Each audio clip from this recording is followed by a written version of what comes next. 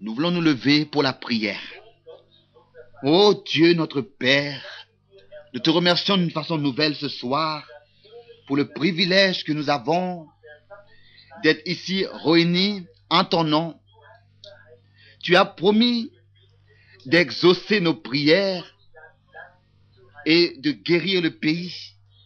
S'il y a un pays qui a besoin de ta guérison, alors c'est ce pays-là dans lequel nous habitons. Nous te demandons, envoie-nous un réveil comme dans les temps anciens. Nous te remercions pour cela parce que tu nous as accordé assez de vêtements et assez de nourriture. Oh, comme nous désirons écouter la parole du Seigneur. Tu as dit qu'une famine viendra dans le pays et que les hommes quitteront de l'Est pour viendront de l'Est à l'Ouest, d'une côte à une autre. Ils iront pour écouter la parole du Seigneur. Ô Seigneur, que tu puisses bénir et oindre d'une façon nouvelle tes serviteurs pour que nous puissions sortir dans les champs et encore une fois semer la semence, parce que sans semence, semer, il n'y aura pas de moisson. Accorde-nous la force nécessaire, Seigneur, pendant ces jours pour que nous puissions, Seigneur, à ces mortels, à ces millions de mortels, apporter ton message. Nous te le demandons en ton saint nom. Amen. Vous pouvez vous asseoir.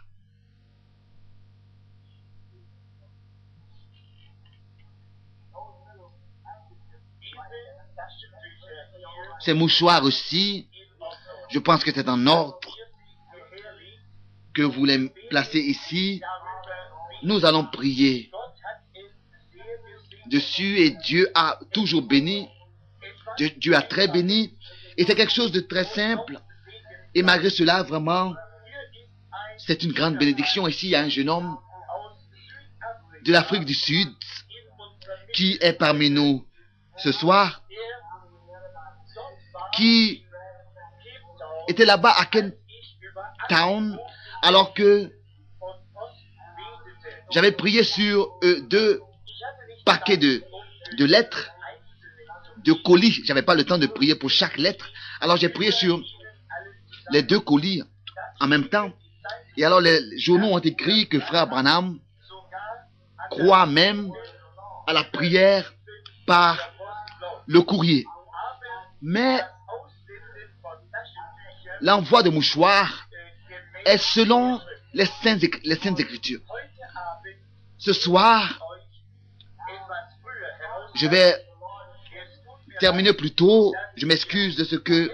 Je suis désolé de ce que hier, vous avez sûrement manqué votre bus, etc. Et Dieu voulant, demain soir, je vais parler de ce thème, l'écriture sur le mur, et vendredi soir, je vais parler de ce thème. Est-ce que l'Église passera par la tribulation, oui ou bien non?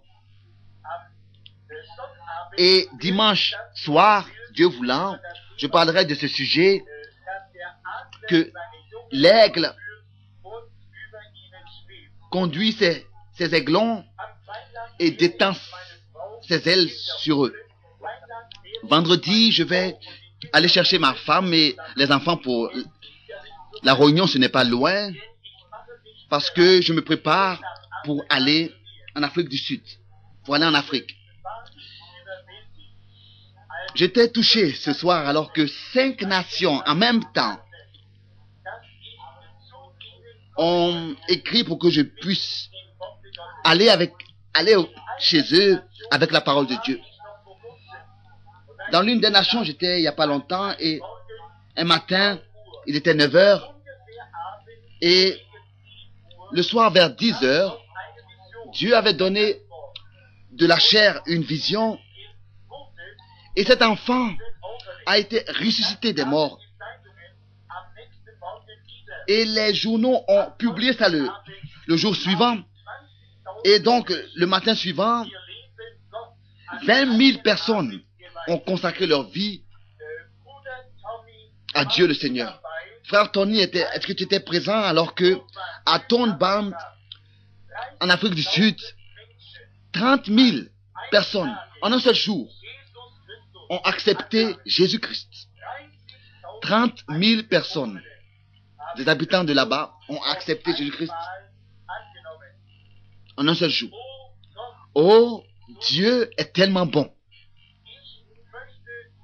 Je voudrais aujourd'hui prendre un texte que le Seigneur a mis dans mon cœur. Le sujet est être unis sous une seule tête. Je voudrais pour cela seulement lire une partie du 6e verset de Genèse chapitre 11.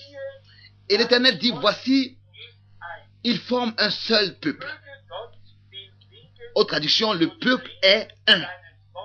Que Dieu puisse ajouter la bénédiction à la lecture de sa parole. Le peuple est un. Vous savez que la Genèse, le mot pour la Genèse, ça signifie le commencement. Tout ce que nous voyons a eu un commencement. Et ce commencement-là était déjà dans la Genèse. La vie et aussi la mort commencent là-bas. Toutes les pensées, que ce soit vrai ou bien fausses, commencent, que ce soit juste ou bien fausse, commencent dans la Genèse. Si vraiment vous lisez les Écritures exactement, alors vous trouverez que même toutes les différents cultes et les différentes choses que nous pouvons voir aujourd'hui, elles ont leurs origines depuis là-bas dans la Genèse. Tout commence dans la Genèse. Alors, c'est-à-dire au commencement, dans la Genèse, dans le premier livre de Moïse.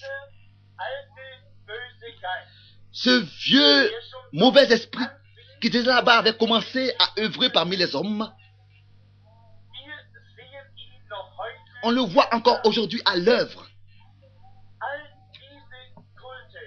Tous ces cultes, je pense encore à cela, alors que j'étais un jeune homme. Il y avait eu un homme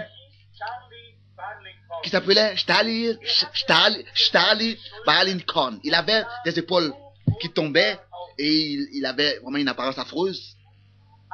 Mais est-ce que vous savez qu'aujourd'hui, il est bien habillé, poli. Il n'est plus comme ça, dans cette vieille veste sombre et quelque part comme ça, dans un coin de rue, là où les environs des veilleuses sont. Non, aujourd'hui, il est dans chaque maison, bien habillé et bien parfumé. La Bible dit, Dieu dit dans la Bible que mon esprit ne contestera pas toujours avec les hommes. Genèse chapitre 6. Et Jésus nous dit dans l'évangile de Matthieu, tel que c'était dans les jours de Noé, c'est comme ça que ce sera dans les jours du Fils de l'homme. Vous pouvez observer que l'Esprit de Dieu voulait toujours atteindre l'homme. Je ne sais pas que c'était l'homme qui était soucieux d'atteindre et de chercher l'Esprit de Dieu. C'est parallèlement, c'est la même chose encore aujourd'hui. C'est l'Esprit de Dieu qui est soucieux de toucher le cœur de l'homme, d'atteindre l'homme réellement. Et peut-être que Dieu pense encore comme il a pensé du temps de Noé, que vraiment il se repentit d'avoir créé l'homme. Comme l'homme dans sa nature parfois peut être rebelle envers Dieu, contre Dieu, dans toute leur façon de marcher. Oui, nous voyons dans notre texte ce soir que nous avons lu que des hommes se sont unis. La civilisation a commencé à l'est et elle va vers l'ouest. Ils sont allés là-bas avec le lever du soleil et ils vont vers et ils repartent vers l'ouest. Je voudrais parler de ce sujet, c'est-à-dire qu'est-ce qui se passera quand l'Est et l'Ouest se réuniront. Et cela, le temps est arrivé où l'Est et l'Ouest se sont rencontrés. Ils vont de l'avant. Ils se lèvent tel que le soleil se lève et ils vont alors de nouveau se coucher. L'humanité a toujours évolué dans sa connaissance, tel qu'aujourd'hui, la roue maintenant commence à repartir en arrière, à rouler en arrière. Et ces hommes, tels que nous avons lu dans Genèse 11, verset 6, étaient arrivés à cet endroit et ils s'étaient unis. Mais c'est un ordre, bien sûr, qu'ils se soient unis. Mais ils se sont unis sous une fausse influence, une fausse conduite. Ils étaient unis sous l'influence d'un homme, sous la conduite d'un homme. Mais Dieu veut nous unir sous sa conduite, sous lui-même. Il veut bien sûr que nous soyons un, mais il veut que dans cette unité que nous formons, il veut pouvoir être avec nous. Mais les hommes, l'homme veut toujours être le conducteur de l'autre. C'est très important à observer et à constater que les hommes veulent être un. Pourquoi? Pourquoi est-ce que les hommes veulent être un? Parce que Dieu a créé les hommes pour ce but. Dieu a créé l'homme, Dieu a fait l'homme d'une manière que l'homme peut être un. Que les hommes peuvent être un. Qu'ils peuvent travailler ensemble et réellement vivre ensemble. C'est comme ça que Dieu a créé l'homme. Mais l'homme a toujours voulu venir à bout de ses propres pensées. Ils ont voulu eux-mêmes atteindre quelque chose que Dieu n'avait pas planifié dans ce qu'ils s'étaient proposé de faire. Ils ont voulu eux-mêmes venir à bout de leur propre plan et former leur plan. Ça, c'est la nature propre même de l'homme. Venir à bout de ses pensées. C'était comme ça déjà dans le jardin d'Éden, que tel que Dieu disait que le jour où vous mangerez du fruit interdit, cela sera le commencement de la mort et des problèmes. Et à ce moment-là même de la transgression, c'est à ce moment-là qu'ils se sont séparés de Dieu, leur Rédempteur. C'est comme ça que c'est encore aujourd'hui. Les hommes cherchent eux-mêmes leur vie par l'arbre de la connaissance. Cherchent la vie par l'arbre de la connaissance. Pourquoi est-ce qu'on met tant de valeur à cela? À atteindre quelque chose et à trouver et à sonder et à inventer et à chercher comment est-ce que nous pourrions nous-mêmes nous garder. Et tout ce savoir qui existe aujourd'hui et que nous avons atteint, cela va toujours de l'avant. Et cela nous éloigne toujours plus de Dieu. Il y a seulement un seul chemin de sûreté devant Dieu. Et ça, c'est de revenir à l'arbre de la vie. La connaissance n'est même pas dans cette image qui est faite. Il s'agit de revenir à l'image, à l'arbre de la vie. Si les hommes mangent de cet arbre de la connaissance, ils vont mourir. Mais s'ils se nourrissent de l'autre arbre, de l'arbre de la vie, ils vivront. Mais la nature de l'homme est de vouloir lui-même produire quelque chose pour se sauver, pour son œuvre, pour son salut. Mais personne ne peut faire quelque chose pour son salut. J'ai rencontré il n'y a pas longtemps quelqu'un qui me disait, j'ai cherché Dieu, j'ai cherché Dieu. Alors je lui ai dit, je ne veux pas te contredire, mais je dois le faire. Ce n'est pas toi qui as cherché Dieu, mais c'est Dieu qui t'a cherché. Parce que nous voyons cela déjà dans le jardin d'Éden. Ce n'était pas Adam qui était en train de chercher Dieu, mais c'était Dieu qui était en train de chercher Adam et d'appeler Adam. Il est écrit dans la parole de Dieu, personne ne peut venir à moi si ce n'est que le Père l'attire, alors vous êtes en train de chercher ce qui vous attire. Mais Dieu doit d'abord vous attirer. Comme c'est vrai ces choses. Dans notre texte ici, nous voyons, dans Genèse 11, verset 6, que les hommes se sont unis, s'étaient unis sous la conduite d'un homme. Et si cela se passe, quand cela se passe, alors ils veulent atteindre quelque chose. Ils ont un projet.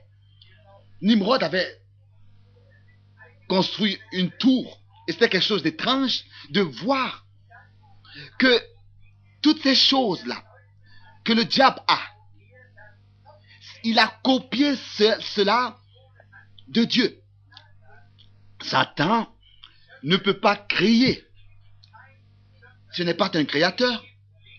Il est seulement celui qui pervertit la création et qui tord la création de Dieu. Il pervertit ce que Dieu a créé. C'est à cause de ça qu'il n'y a aucun de ceux qui connaissent vraiment la Bible qui dirait que le diable peut guérir. Parce que la guérison est une création. Le diable ne peut pas créer, sinon ça voudrait dire qu'il se créerait un monde et des hommes. Il peut seulement que pervertir ce que Dieu a créé. Tout ce que nous voyons qui est perverti, faites exactement le contraire de cela et ce sera juste. Parce que l'injustice, c'est la justice pervertie. Vous voyez, tout ce que les hommes font qui est à l'extérieur de la parole de Dieu, du plan de Dieu, c'est la perversion, c'est tordu. Ça n'a pas d'importance comment est-ce que ça a l'air bien et bon. Dieu a son idée, a son plan. Et il a donné son plan, son idée à l'homme. Mais les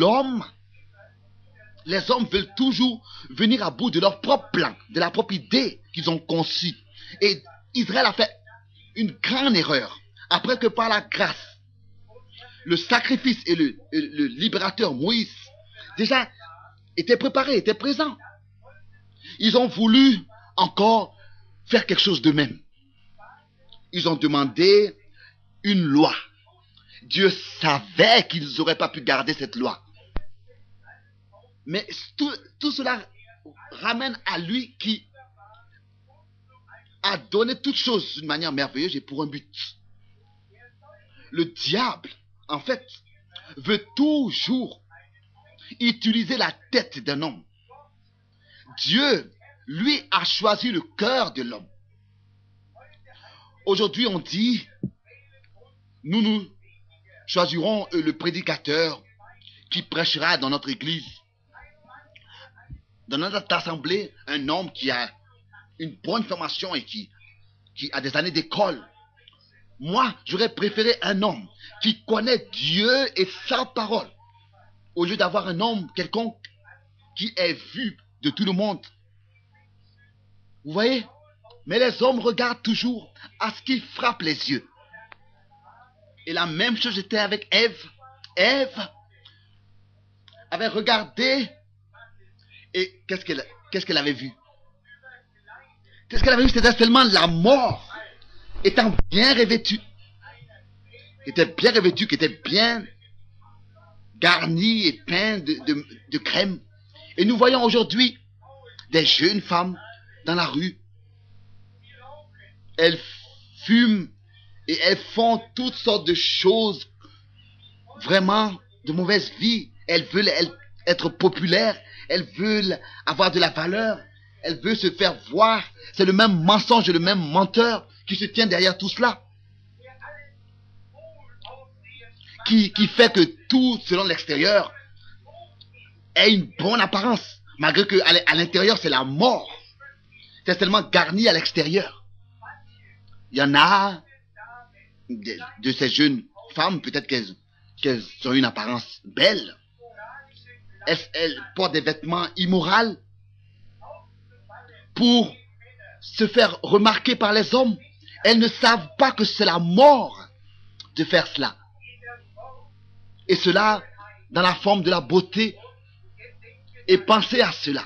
La beauté est toujours séduisante. C'est la séduction. Ça a été l'idée de Satan d'avoir un beau royaume tel que Michaël l'avait. Un beau royaume. La beauté, c'est l'origine de la chute. Et vous savez que le diable a toujours utilisé cela. Si aujourd'hui nous voyons que le royaume du diable est tellement garni de toutes sortes de choses et a une belle apparence, pensez aussi à cela. Le diable est très religieux. Très religieux. Il y en a beaucoup qui se choisissent une assemblée là où les chaises sont confortables pour qu'ils puissent s'asseoir agréablement, et quand le prédicateur prêche seulement que 10 minutes, alors ils dorment déjà. Peut-être que c'est une assemblée avec un orgue qui coûte $1 million.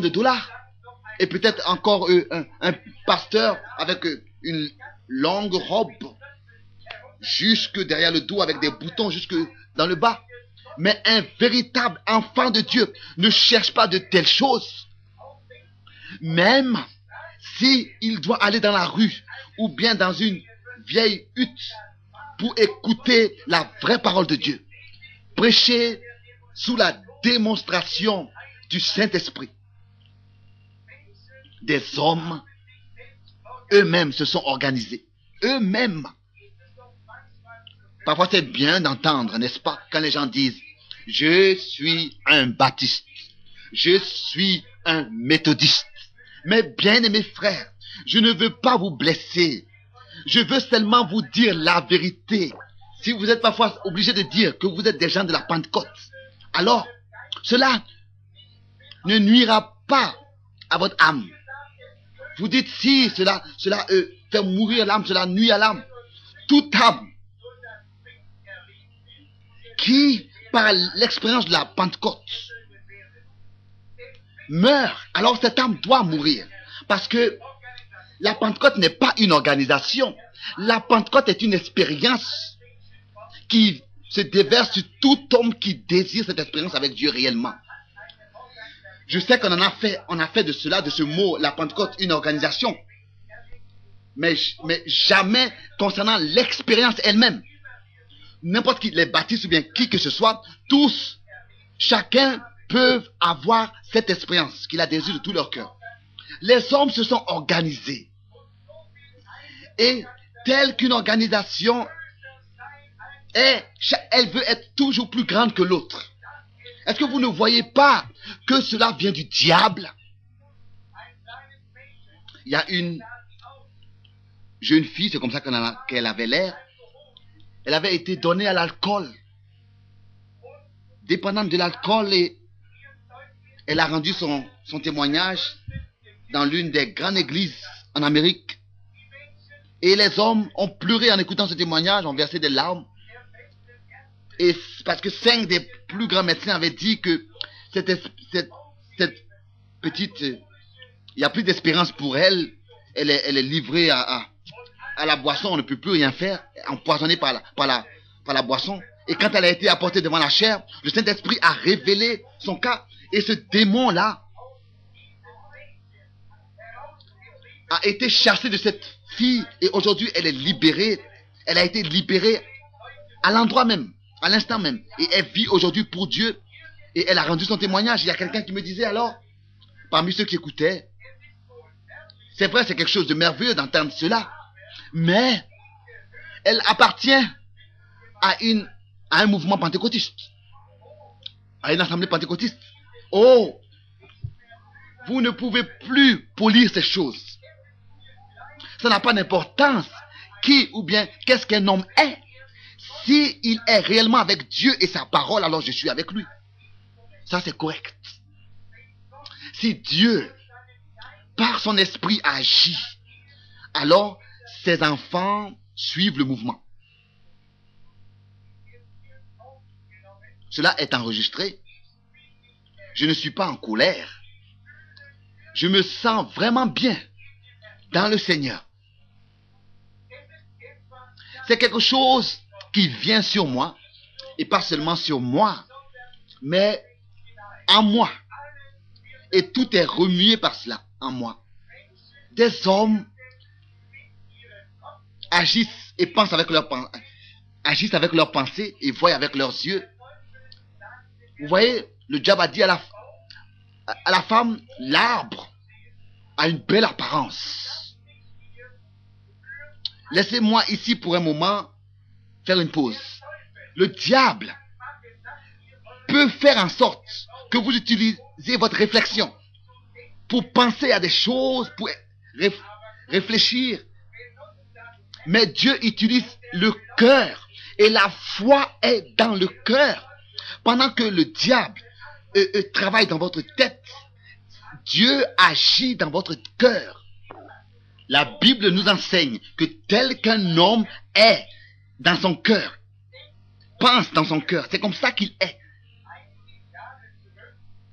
Et il y a eu des années, quelques années d'ici, il y a les scientifiques qui ont dit que Dieu a dû sûrement faire une faute alors qu'il disait que il va établir sa demeure dans le cœur de l'homme. Si Dieu a dit cœur, alors il a pensé cœur. Et s'il avait dit tête, alors il aurait voulu dire tête. Il aurait pensé tête. Alors il n'y a pas longtemps, il y a quelques années, j'étais à Chicago et j'ai lu là-bas comme un titre dans l'un des journaux quotidiens de là-bas où les scientifiques dans le cœur humain ont trouvé un domaine où le sang ne circule même pas. Et c'est l'endroit, c'est la demeure de l'âme. Et vous trouverez cela, que vous constaterez cela, que Dieu a toujours raison dans ce qu'il dit. L'homme pense avec sa tête, mais il croit avec son cœur. Ce qu'il voit de ses yeux, peut-être que jamais il pourra le saisir. Il pourra saisir que c'est vraiment c'est possible. Mais de son cœur, il peut croire des choses que Dieu a promis, qui peut-être pour lui qui pour son intelligence humaine sont impossibles à saisir, à comprendre. Mais de son cœur, il croit ces choses. Il y a beaucoup de gens qui rejettent et qui renient les choses de Dieu parce qu'ils ne peuvent pas les saisir avec leur tête. Au lieu de les croire de leur cœur, de sortir de notre tête et vraiment d'entrer dans notre cœur. Parce que nous croyons avec notre tête, avec notre cœur, avec nos pensées. C'est vrai que peut-être que vous doutez des choses, vous remettez en question des choses, mais dans votre cœur, vous croyez la parole de Dieu. Est-ce que, quand nous regardons aujourd'hui, c'est vrai que nous sommes tellement devenus scientifiques en tout. Tout est dans la science. Tout doit être prouvé. Quand on dit que Dieu a fait un miracle, alors les autres disent tout de suite, oh, que son nom soit loué. Ça c'était à l'époque, ça c'était avant. Les gens disaient cela tout de suite, que Dieu soit loué. Mais maintenant tout doit être prouvé scientifiquement avant qu'on puisse croire. Oh, si alors cela doit être encore prouvé scientifiquement, alors il n'est plus parlé de foi. Qu'est-ce qui se serait passé avec Moïse si au lieu de venir devant ce feu ardent qui brûlait dans ce buisson, dans la crainte, qu'est-ce qui se serait passé s'il avait dit, oh, je vais d'abord voir ce que c'est cela comme feu et quel effet ce feu aura, quel effet a les traces là. Je vais prendre quelques déchets et je vais aller au laboratoire pour laisser examiner cela. Et je vais prendre certains miettes du buisson et je vais aller examiner cela. Si Moïse avait de telles pensées, est-ce que Dieu se serait révélé à lui? Jamais. Qu'est-ce qui s'est passé? Moïse s'est tenu là, dans la crainte réelle devant Dieu, et il a entendu la voix lui dire, ôte tes souliers, parce que la terre sur laquelle tu te trouves est sainte. Peut-être que aujourd'hui, il y a des hommes ici qui sont venus dans cette réunion pour trouver quelque chose qu'ils pourront critiquer. Peut-être que le prédicateur prêche trop longtemps. La prédication est trop longue. Ou bien les hommes sont trop... L'enthousiasme est trop... Il y a trop de bruit dans la salle. Mais si vous ôtez vos souliers et que vous venez vous ruiner dans la crainte de Dieu, alors vous entendrez dire, je suis la résurrection et la vie. Peut-être qu'il y a quelqu'un ici qui veut peut-être seulement voir combien de personnes sont venues, qui appartiennent à son assemblée, pour aller rapporter cela à son prédicateur tout de suite. Vous voyez? Et c'est comme ça que vous allez toujours de nouveau avec votre tête. Mais Dieu agit dans le cœur. Et c'est un endroit dans votre cœur que Dieu a déterminé à établir là réellement sa demeure. Cet endroit doit être préparé à cela. Votre corps est à votre disposition. Mais le cœur, Dieu l'a choisi pour lui. Pour que cela soit à sa disposition. Pour qu'il puisse là établir sa demeure. Pour pouvoir nous conduire dans notre vie sur cette terre. Oh, dans sa volonté. Que son nom soit loué. Oh, si nous puissions laisser le savoir qui est dans notre tête. Et vraiment de tout notre cœur. Croire Dieu de tout notre cœur. Croire sa parole. Mais qu'est-ce que font les hommes aujourd'hui? Il y en a un qui écoute l'autre. Et le diable parle par leur bouche. Et ils n'entendent pas la voix de la parole de Dieu. Pourquoi? C'est à cause de ça que les hommes ne peuvent même plus croire à la guérison divine. Malgré que les Saintes Écritures nous disent que Jésus-Christ, selon Hébreux 13, verset 8, est le même hier, aujourd'hui et même éternellement. Les hommes qui sont nés de Dieu, qui sont nés de nouveau, croient la parole de Dieu parce que Dieu l'a dit ainsi dans sa parole. Alors qu'Abraham avait reçu la promesse qu'il recevra un fils avec Sarah. Il avait 75 ans quand il a reçu la promesse. Et Sarah avait 65 ans. Alors, ils sont allés, parce qu'ils ont cru la promesse, et ils ont déjà commencé à préparer la naissance de l'enfant. Que pensez-vous? Qu'est-ce que les médecins de l'époque ont dit? Ils ont dû sûrement dire, oh, nous pouvons prouver scientifiquement que vous avez dépassé depuis longtemps l'âge de pouvoir recevoir des enfants. Mais Abraham voyait et regardait à celui qui est invisible. Et il prononçait déjà les choses qui étaient invisibles que Dieu l'avait promis. Il les considérait comme étant déjà présentes. Il croyait Dieu. Beaucoup d'années sont passées. Peut-être que parfois il a posé la question à Sarah. Sarah, est-ce que tu ressens déjà quelque chose? Et sûrement qu'elle a dit peut-être non. Mais alors, sûrement qu'il a répondu, louange soit rendue à Dieu. Nous allons recevoir le Fils parce que Dieu l'a dit. Ce n'était pas dans sa tête, c'était dans son cœur. Si Dieu est dans un cœur, si Dieu est réellement dans un cœur, dans ce cœur-là, il va révéler à cette personne sa parole. Et il va montrer à cette personne les choses qu'il a promises dans sa parole. Si nous sommes en Christ, alors selon les promesses, nous sommes la semence d'Abraham. Et nous pouvons même pas croire Dieu 25 minutes. Abraham a cru Dieu 25 ans. Et alors, Dieu lui a dit qu'il doit offrir en sacrifice cet enfant. Alors qu'il avait attendu 25 ans. Et il a été malgré cela obéissant. Et nous nous disons aujourd'hui, enfants d'Abraham, si nous sommes enfants d'Abraham, si nous étions enfants d'Abraham, nous ferions les œuvres d'Abraham, nous aurions la foi d'Abraham dans notre vie de croyant. Cela est la vérité. Le péché est entré dans le cœur de l'homme. Les hommes ne pouvaient plus s'approcher de Dieu. Alors Dieu a envoyé son Fils unique qui a versé son sang pour ainsi donner la possibilité à l'homme dans son péché d'être purifié, d'être pardonné, d'être sanctifié pour que Dieu puisse de nouveau accomplir le plan qui s'est proposé, c'est-à-dire établir sa demeure dans notre cœur. Aujourd'hui, on dit, hein, oh, j'appartiens à cette assemblée et à cette assemblée. Je veux appartenir à Dieu. Si vous dites que vous êtes pentecôtiste, alors vous êtes seulement pentecôtiste. Si vous dites que vous êtes baptiste, alors vous êtes seulement baptiste.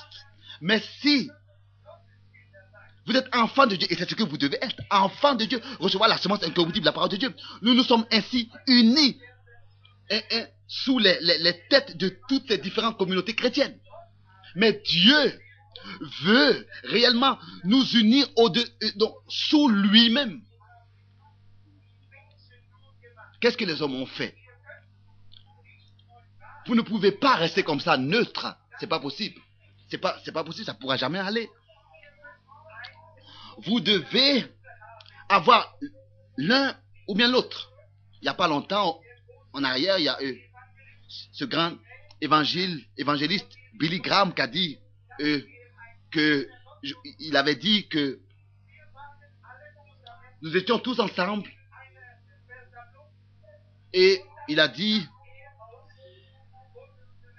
en se levant, il a pris la Bible, il a dit, quand je vais dans un pays,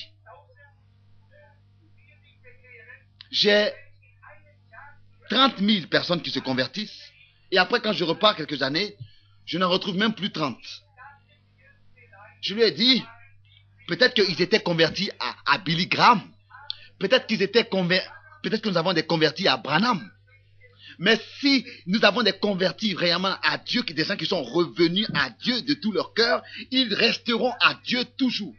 Ils resteront du côté de Dieu et avec Dieu. Et je lui ai dit, Billy, je veux te dire quelque chose. Que ce soit Oral Robert ou bien qui que ce soit, de tous ces grands évangélistes. Nous sortons et nous prêchons. Et les hommes se repentissent. Et Dieu pardonne leurs péchés réellement. Et l'esprit impur sort de leur cœur. Alors qu'est-ce qui se passe?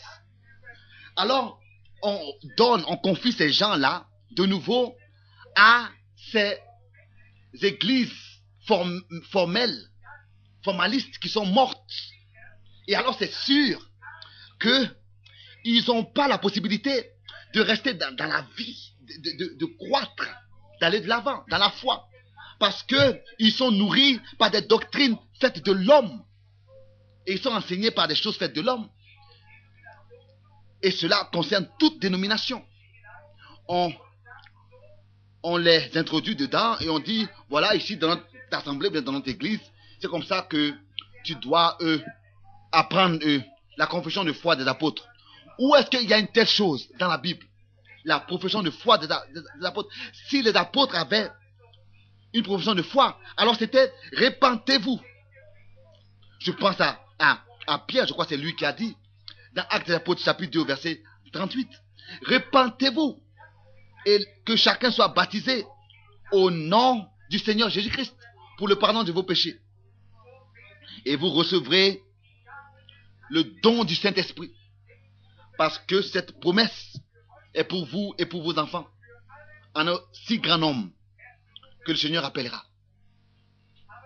Mais vous voyez, je me suis pas tenu il n'y a pas longtemps c'était à la tombe de Mohammed. Là-bas il y a un cheval blanc qui est sur la tombe et il n'y avait pas longtemps que Mohammed était mort et il y en a qui attendent qu'il ressuscite et qu'il monte, qu'il chevauche ce cheval et qu'il conquérit la terre entière. Est-ce que vous savez que la chose vraie et la chose fausse sont tellement proches l'un de l'autre? Ne savez-vous pas que Jésus, selon Apocalypse chapitre 19, dans cette venue-là, viendra avec un cheval blanc? La séduction, ce n'est pas le communisme. La séduction, c'est ce christianisme-là. Vous voyez, la Russie veut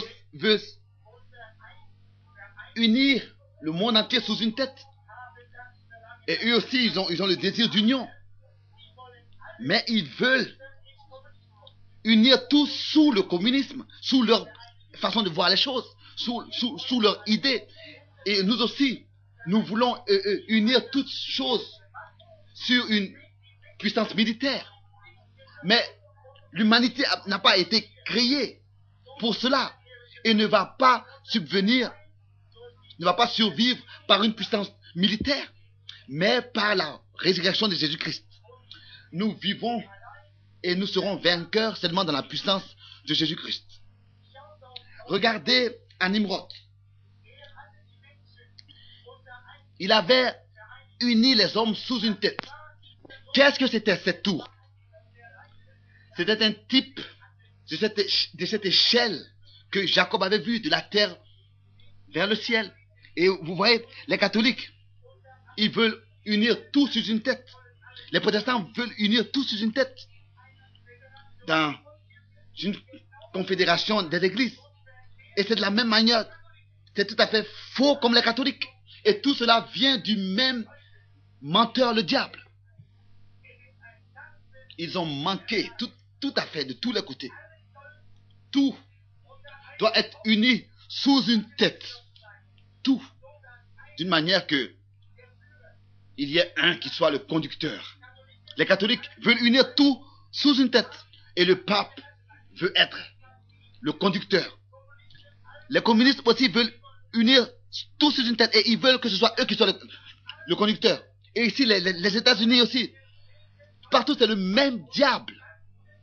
Et le monde entier est sous la puissance du diable. C'est ainsi qu'il nous enseigne les Saintes Écritures. 1 Jean 5, verset 19. Ici, nous n'avons pas de demeure permanente. Nous cherchons la cité à venir. J'ai eu la possibilité de visiter des endroits historiques où des sièges de personnes importantes, des trônes, sont à 20 mètres sous le sol. Chaque siège de personnes se coulera, et chaque système d'hommes se coulera. Mais Christ régnera et sera seul conducteur pour l'éternité. Ça, c'est la vérité. Pourquoi est-ce que vous ne voulez pas vous unir sous lui, sous son trône? Vous ne pouvez pas rester comme ça, neutre. Si vous êtes sauvé, vous devez alors faire attention que vous ne glissez pas encore dans une autre doctrine et dans un système d'hommes de forme pieuse. Sinon, ça voudra dire, alors ils disent, dans notre dénomination, tu dois suivre nos ordonnances. Et vous savez que certains de vous, en ce qui concerne le baptême, il y en a qui baptisent 3 fois devant, d'autres baptisent 3 fois en arrière.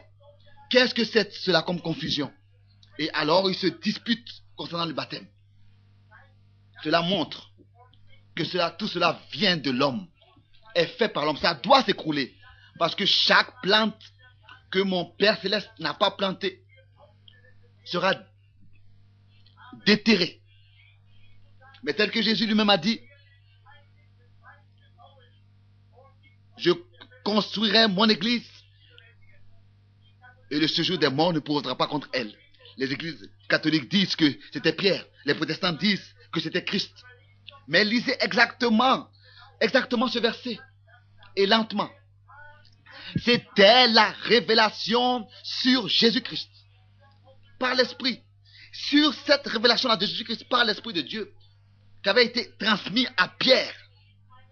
Pas parce qu'il était allé dans un séminaire, dans un collège. Ou bien qu'il avait enseigné et reçu cela enseigné. Non, c'est parce que Dieu lui avait révélé cela par l'Esprit Saint.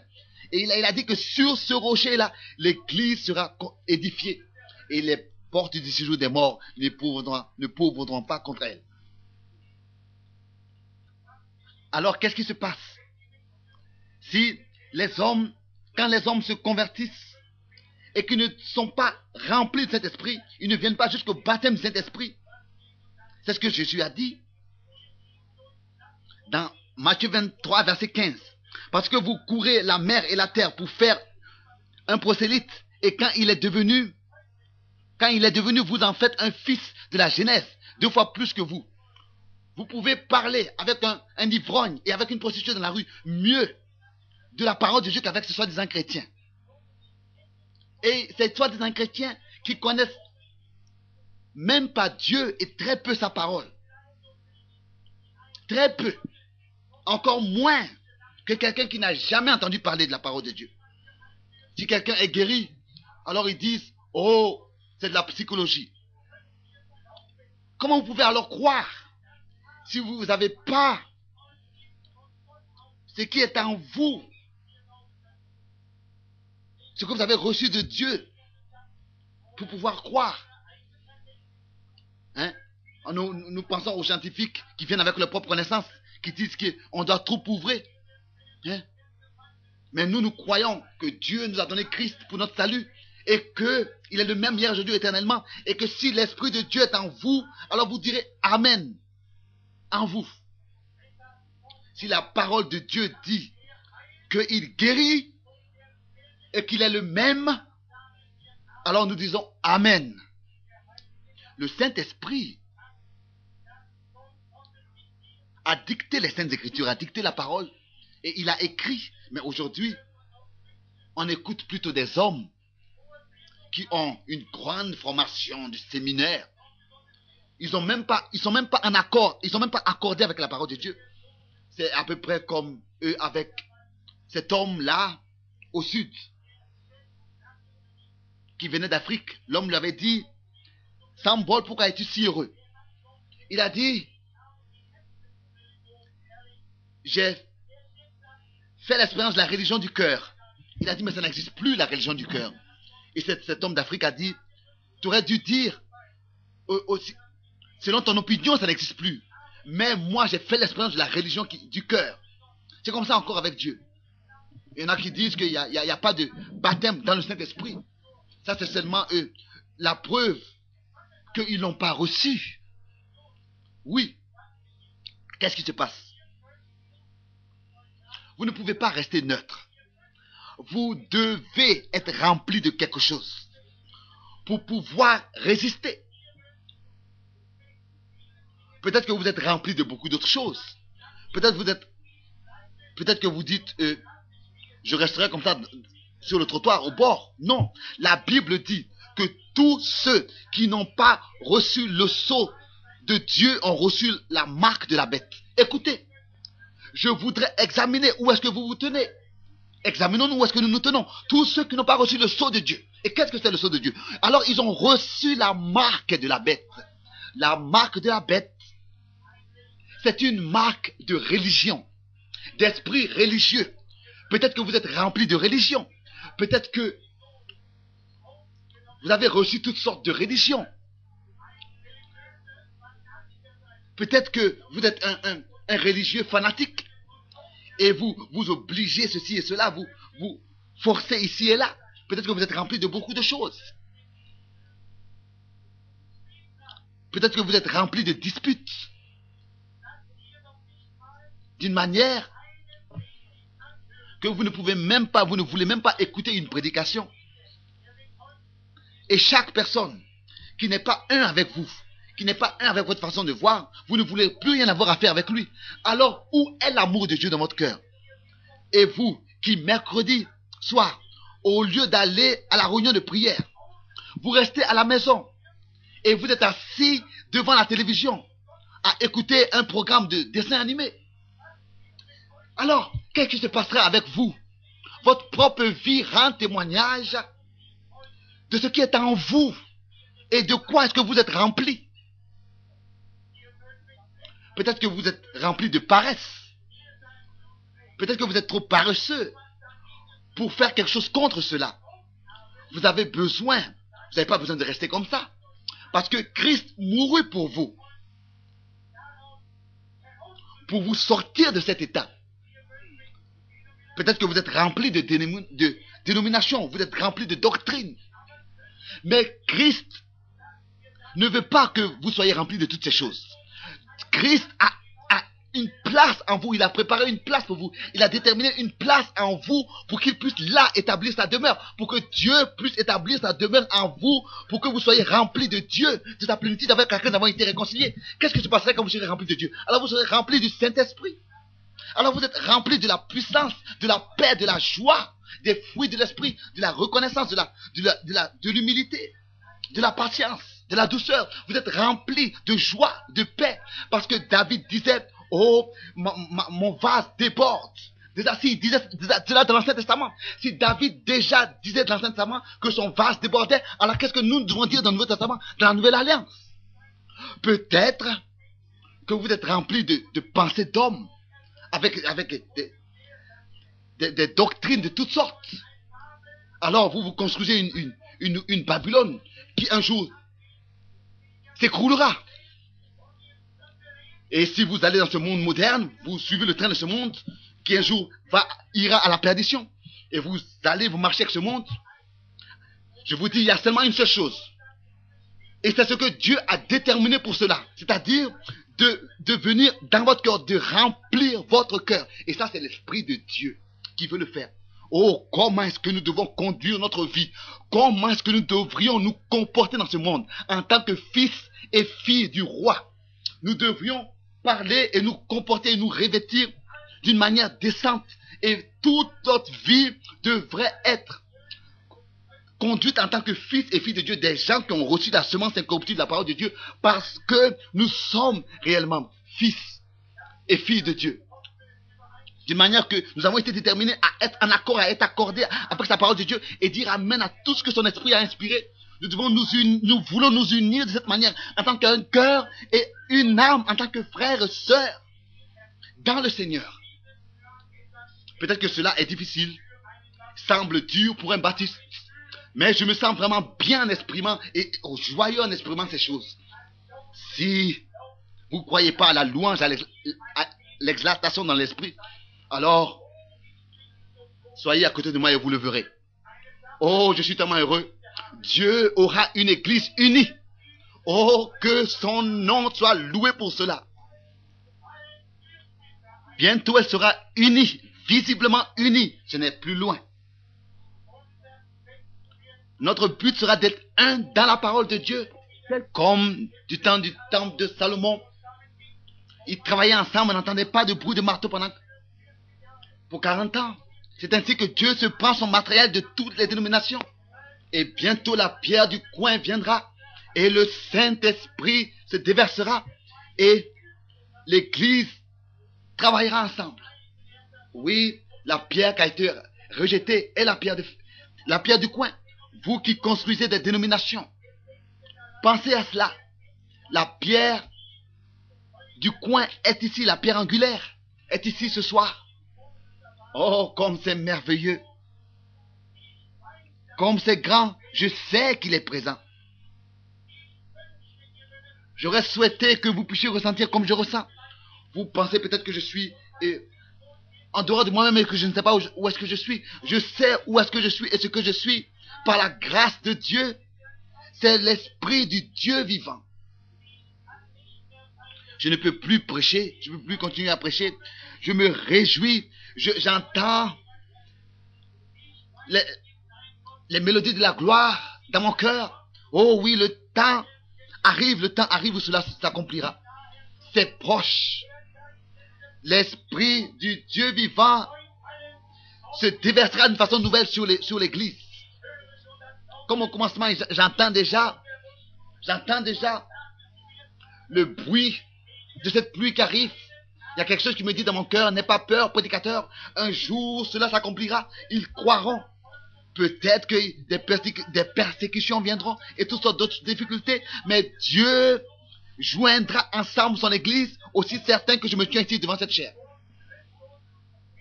Et Christ sera son chef, la tête de l'Église, pas une dénomination, mais Christ lui-même sera la tête de chaque croyant individuellement, et il sera la tête de son Église. Parce qu'il est écrit que nous sommes sa maison. Oh, n'ayez pas peur de dire alléluia. N'ayez pas peur, ne craignez pas. Et vous soyez dans la gloire pour toujours. Un jour, je prêchais, il y a une femme qui est venue à moi et qui m'a dit, frère Branham, j'ai quelque chose à reprocher à ta prédication. Elle a dit, il y a sûrement beaucoup que tu as à reprocher. Elle a dit, tu glorifies trop Jésus-Christ. J'ai dit, mais femme, même Si j'avais 1000 langues, je ne pourrais pas assez le glorifier. Je lui ai dit, il est une réalité.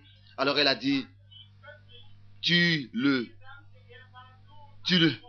rends quelque chose de divin. Il était seulement un prophète. Je lui ai dit, s'il était seulement un prophète, alors il était le plus grand trompeur du monde entier. Il était le Dieu des prophètes.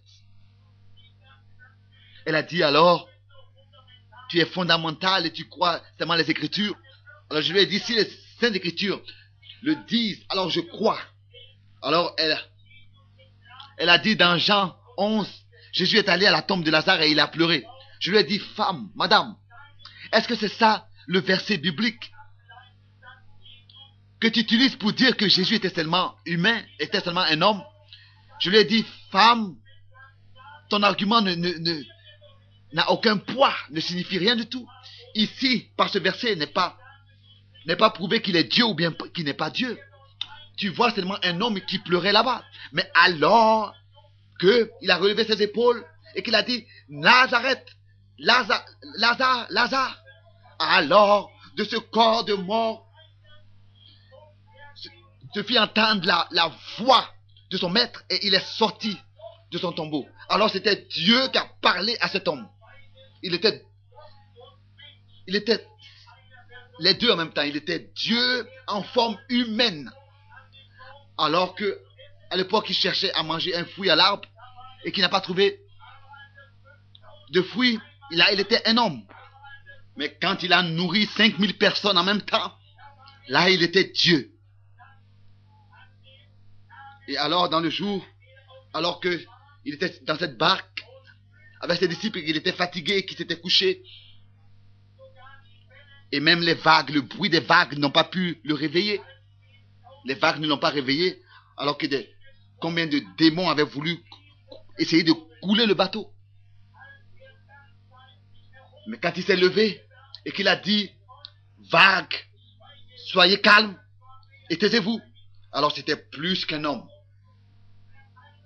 Laissons-nous être unis sous sa puissance. Vous, hommes et femmes, sur la croix du calvaire à Golgotha, il a dit, mon Dieu, pourquoi m'as-tu abandonné?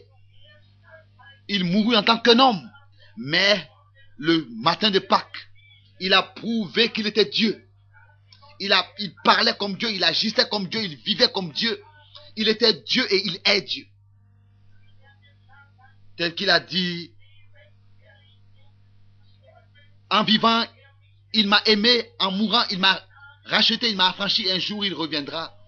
Oh, quel jour glorieux. C'est un cantique. Comme cet autre cantique dit, ne passe pas à côté de moi, ô Sauveur. Touche mon cœur, écoute le cri de mon cœur. Alors que tu accordes à d'autres la grâce, ne passe pas à côté de moi sans t'arrêter. Tu es ma consolation, tu es mon tout. Qui est-ce que j'ai au ciel ou bien sur terre, si ce n'est que toi? Il édifie son église, il l'a construit et il a joint ensemble, il unit sous lui. Et les portes du séjour des morts ne pourront pas contre elle. Ne pourront pas contre elle. Amen. Je voudrais que vous soyez unis sous la puissance du Dieu vivant. Et sur chaque parole de Dieu, vous puissiez dire Amen. Je crois que Dieu peut rendre témoignage lors d'un service de guérison d'une manière que vous l'avez jamais vu. Témoignage à sa parole. Jésus-Christ est ici, le roi est ici. Beaucoup de vous, des prédicateurs de dénomination, vous regardez à ceux qui louent et qui exaltent. Vous avez la même idée comme Biliam l'avait. Vous dites, il y a un prédicateur pentecôtiste qui est allé avec la femme d'un autre. Mais ce que vos prédicateurs ont fait, les journaux ne l'ont pas publié. Vous savez, il y a les péchés de certaines personnes qui sont déjà manifestés ici et les autres de l'autre côté. Mais ce que je me désire, c'est la puissance de l'union du Saint-Esprit. Toutes les autres choses, vous pouvez la voir. Si nous sentons, c'est comme un cantique qui dit, oh, toute la puissance de guérison du nom de Dieu. Nous voulons l'exalter, nous prosterner, apporter le diadème du roi et couronner-le en tant que roi sur tout, uni sous une tête. Dieu dans un but, le royaume de Dieu. Oh, comme c'est merveilleux, comme je l'aime tellement. Sa grande puissance est maintenant ici. Aujourd'hui, je ne vais même pas appeler de carte de prière. Je vais vous appeler ici de cette chair. Je crois que le roi est parmi nous. Biliam regardait dans le futur. Il ne regardait pas le rocher frappé. Il ne regardait pas le serpent d'airain. Le serpent élevé. C'est comme ça aujourd'hui encore avec les dénominations. Ils ne sont pas circoncis dans leur cœur et dans leurs oreilles. Ils ne voient pas que Christ a son église. Où Dieu d'une façon surnaturelle, avec des signes et des miracles, agit. Ils sont un cœur et une âme. Ça n'a pas d'importance d'où est-ce que nous venons, méthodistes, baptistes. Et qui est-ce que vous êtes? Nous voulons nous unir sous un roi, Jésus-Christ, étant transformé. Vous, presbytériens, qui est-ce que vous soyez? Venez, sortez. Jésus-Christ est ici. Qu'il puisse vous montrer, vous prouver que je vous ai dit la vérité. Combien de vous sont ici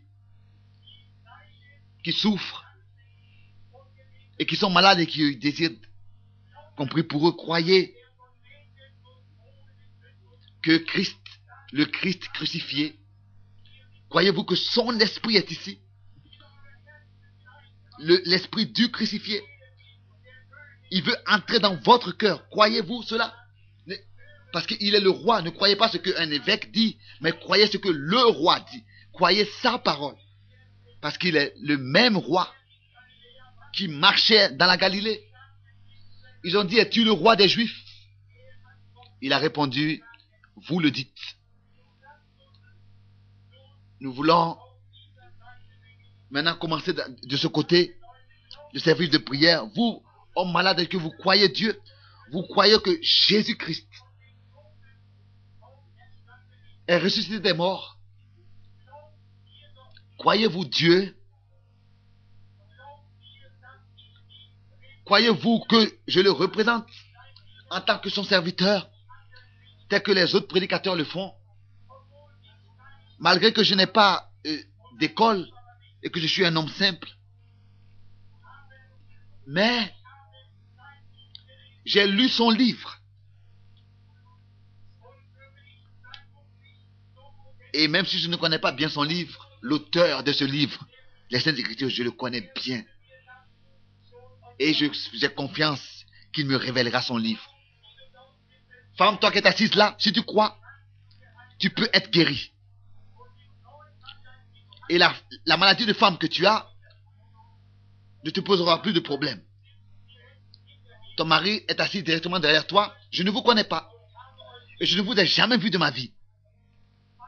Homme, tu as des souffrances d'estomac, c'est vrai? Alors, lève tes mains. Oh, le roi est ici. Il a dit, les œuvres que j'ai faites, vous les ferez aussi. Jean 14, verset 12. Qu'est-ce que c'est de ce côté? Croyez-vous aussi, vous qui sont sur les balcons, vous qui êtes sur les balcons, croyez Dieu? Qu'est-ce qui se passe avec cet homme qui a défait le bouton de sa chemise et qui a défait sa cravate? Tu as courbé ta tête pour prier. Nous allons voir si Dieu révélera quelque chose. Toi, tu pries pour ton nez. Tu as une tumeur au nez, c'est vrai? Alors, remue, fais un signe de main. Tu es guéri au nom de Jésus. Qu'est-ce que c'est avec toi, monsieur? Toi, ici, qui es à côté de cette personne.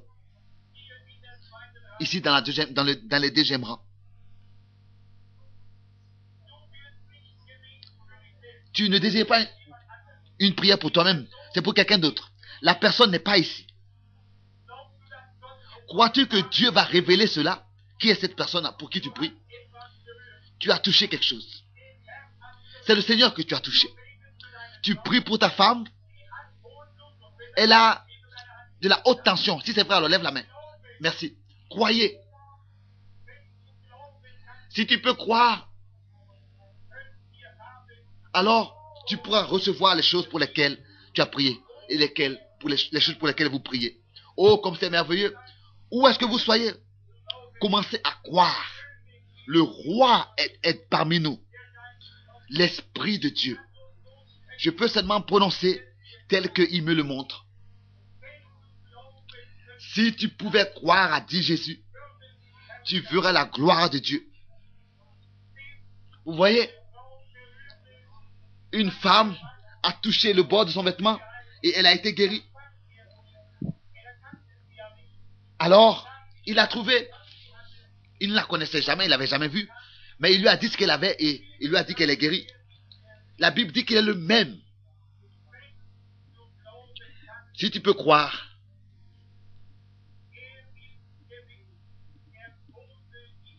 il est le grand je suis. Ici, il y a un homme qui se gratte à l'oreille. À quoi tu penses? Crois-tu que je suis son serviteur? La lumière est sur toi. Est-ce que tu croiras? Est-ce que tu me croiras si Dieu révèle ce que sont tes difficultés? Il y a quelqu'un qui appelle et qui dit qu'il est sourd. Il ne va pas demeurer sourd. Il n'est pas seulement sourd,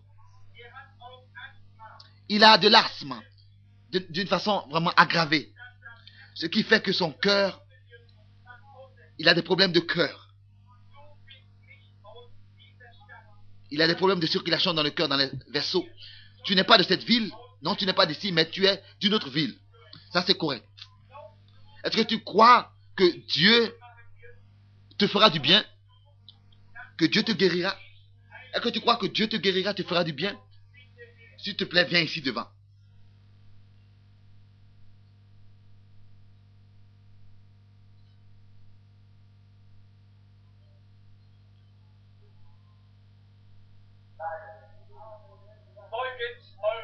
Courbez vos têtes. L'homme dit, je crois que Jésus-Christ, aujourd'hui, a la même puissance qu'il avait alors qu'il marchait sur cette terre. Prions. Père éternel, béni. Nous te demandons pas des miracles. Nous te demandons ta grâce et ta miséricorde. Oh, accorde à cet homme ta miséricorde. Ôte, fais sortir l'ennemi de lui et ce mauvais esprit, Seigneur. Et accorde-lui ses oreilles, son écoute. L'écoute. Depuis quand est-ce que tu es sourd et que tu es malade de cette manière? Ça fait 1 an et demi. Alors, maintenant, tu es guéri. Tout est en ordre. Tu peux repartir à Franklin, Ohio, et monsieur Wesley Muller, c'est ton nom. Ton asthme aggravé est passé et tu as reçu l'écoute dans tes oreilles. Maintenant, tu peux même m'entendre tousser, c'est pas vrai? Oh, comme il est grand. Qu'est-ce que tu penses de cela, toi, assise à côté de cette personne? Tu as des souffrances de reins et tu as des souffrances de cœur. Tu as aussi de Franklin. Alors c'est en ordre. Madame Baker, lève-toi sur tes pieds, tu es guéri. Au nom du Seigneur Jésus. Si vous pouvez croire, toutes choses sont possibles. Croyez-vous? Avez-vous la foi? Croyez Dieu. Il est ici. Il est merveilleux. Il est grand et puissant. Je vois là-bas une femme au bout avec un mouchoir élevé. La lumière est sur toi. Tu as des souffrances. Tu souffres d'une enflure d'intestin. Tu n'es pas de cette ville. Tu es de Hamilton, Ohio. Ton nom s'appelle Ohent Britson. Tu n'es pas de cette ville. Repars à la maison. Tu es guéri. Oh, que le nom du Seigneur soit loué. À quoi est-ce que tu penses, femme, qui est assise derrière cette femme et qui essuie tes larmes? Toi aussi, tu as touché le Seigneur. Crois-tu que tes souffrances d'estomac sont guéries? Reçois ta guérison. Jésus-Christ t'a guéri. Si tu peux croire,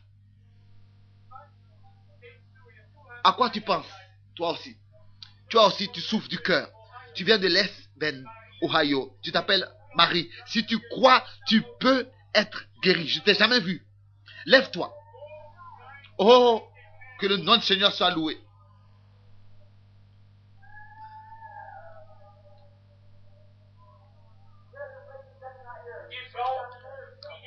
La femme qui est assise ici, elle souffre de nerfs. Est-ce que tu crois, elle souffre de nerfs, est-ce que tu crois que Dieu peut te guérir? Impose ta main sur cette femme qui est à côté de toi. Elle a des souffrances. Elle est malade du diabète. Et la femme qui est assise à côté de toi, est-ce que crois-tu de tout ton cœur? Tu souffres du cœur et tu souffres des nerfs. Est-ce que vous croyez que Dieu peut vous guérir, vous deux? Vous pouvez recevoir votre guérison. Alléluia. Le roi est parmi nous. Le même roi, Jésus-Christ.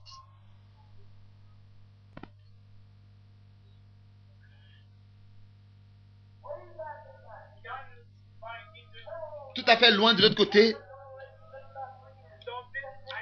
là-bas il y a une femme qui est assise dans le troisième rang. Femme, tu as une grippe de la tête et la femme qui est à côté de toi, elle a la varice. Croyez-vous que Dieu peut vous guérir? Vous pouvez recevoir votre guérison. Et la femme d'Afrique qui est à côté de toi, elle souffre d'intestin. Si vous pouvez croire, vous pouvez vous trois recevoir votre guérison. Je vous demande à vous tous qui êtes ici de croire. Qu'est-ce que nous sommes? Nous sommes unis sous la grande domination de Jésus-Christ. Et Christ est ici lui-même pour confirmer sa parole. Oh, on sent du doute et de la superstition. Oh, que vos cœurs soient donnés à Christ, consacrés à lui et complètement donnés à lui. Amen. Combien veulent que le monde et le péché et que l'incrédulité sortent des cœurs, de leur cœur, et que toutes les dénominations et tout ce qui est à l'intérieur sortent de vos cœurs. Oh, que le nom du Seigneur soit loué. Alors, levez-vous sur vos pieds. S'il vous plaît, un moment, j'ai vu quelque chose. Femme, toi qui es ici, est-ce que tu crois d'être son prophète? Tu as une difficulté dans ton côté. Ton mari est ici, couché sur ce lit. C'est le cancer qui est en train de te tuer, qui est en train de te faire mourir. Est-ce que tu recevras ma parole en tant que la parole de Dieu? Alors, lève-toi sur tes pieds et repars à la maison. Il se lève sur ses pieds. Alors, vous tous, nous tous, maintenant, nous sommes unis sous Christ, sous sa tête, sous la puissance du Dieu Tout-Puissant. Maintenant, tous, levez-vous sur vos pieds et donnez à Dieu l'honneur et la gloire. Alléluia. Jésus-Christ est ici. Maintenant, frère Branham descend dans les rangs et prie encore avec ceux qui sont dans les rangs.